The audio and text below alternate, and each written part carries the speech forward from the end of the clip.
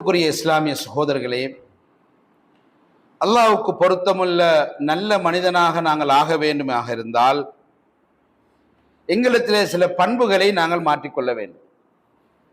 மனிதன் என்ற அடிப்படையில் தவறுகள் ஏற்படும். தவறுகள் செய்யாமல் யாரும் கிடையாது. வானவர்கள் மலக்குகள் தவறு செய்ய மாட்டார்கள்.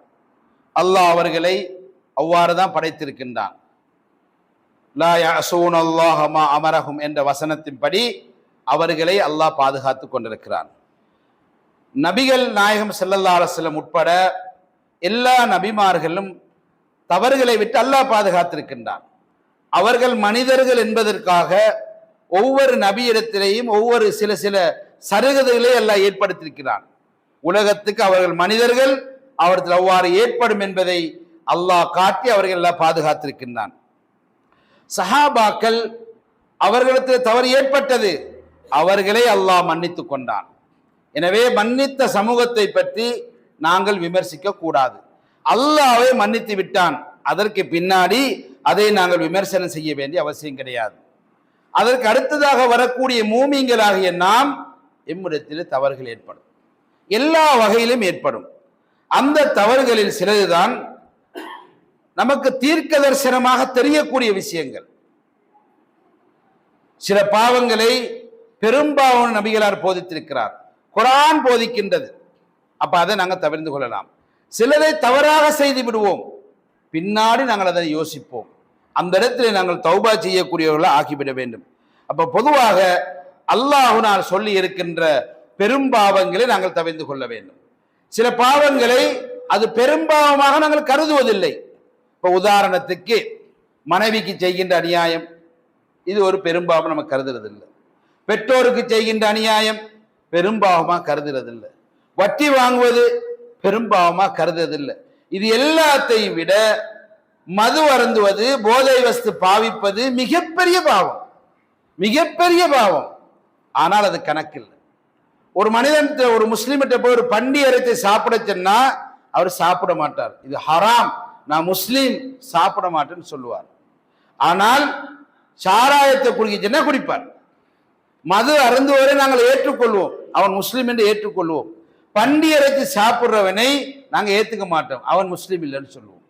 அன்பு சகோதரர்களே, பண்டி அரைத்து சாப்பிடுறது பெரிய குற்றம் அல்ல, அது பாவம், ஹராம்.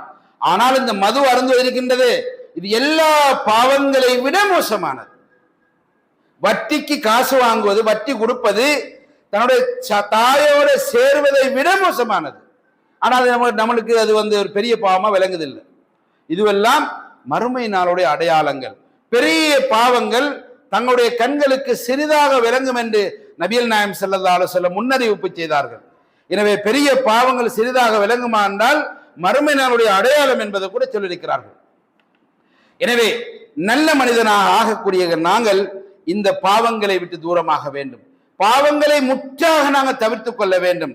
அதே போன்று எதையெல்லாம் நமக்கு நற்கூலி கிடைக்காது நினைக்கின்றோமோ அதை விட்டு நாங்கள் தூரமாகிக் கொள்ள வேண்டும். அல்லாஹ் சுப்ஹானஹு வல்லதீனஹும் அனில் லஹ்வி முக்ரிதூன், யாரெல்லாம் அல்லாஹ்வை நம்பி வாழ்கின்றோமோ, எதையெல்லாம் நமக்கு பயன் இல்லையோ, அல்லாஹ்வுடைய திருப்தியை தராதோ அதை விட்டு நாங்கள் தவிர்த்து கொள்ள வேண்டும்.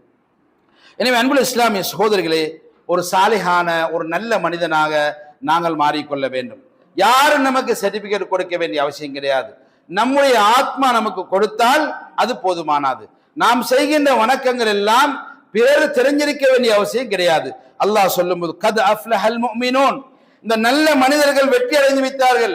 எப்படி? அல்லதீனஹும் ஃபீ ஸலாத்தின் காஷிஊன், அவர்கள் தொழுகையிலே பேணுதல் உள்ளவர்களாக இருப்பார்கள், பக்தி உள்ளவர்களாக இருப்பார்கள். அதே போன்று வல்லதீனஹும் அனில் லஹ்வி முஅரிதூன், அவர்களுக்கு எது தேவையில்லையோ அதை விட்டு அவர் ஒதுங்கி விடுவார்கள். வீணான, வம்பான, சர்ச்சையான, கேவலமான, அல்லாஹ் ரசூலுக்கு மாற்றமான விஷயத்தை விட்டும் அவர்கள் ஒதுங்கி விடுவார்கள். வல்லதீனஹும் லிஸகாத்தி ஃபாயிலூன், அல்லாஹ்வுடைய கட்டளை ஜகாத்தை முறையாக நிறைவேற்றுவார்கள். எனவே அன்புள்ள சகோதரர்களே, நல்ல மனிதன் முதலாவது அல்லாஹ்வுக்கு நல்ல மனிதனாக இருக்க வேண்டும். இரண்டாவது தனக்குத்தானே நல்லவனாக இருக்க வேண்டும்.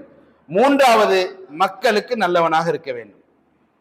மக்களுக்கு மாத்திரம் நல்லவனாக இருந்தால் போதுமா? கிடையாது. ஒரு நல்லவனா, ஒரு சாலிஹான நல்ல மனிதனாக இருப்பவன் மூன்று வகையில் இருக்க வேண்டும்.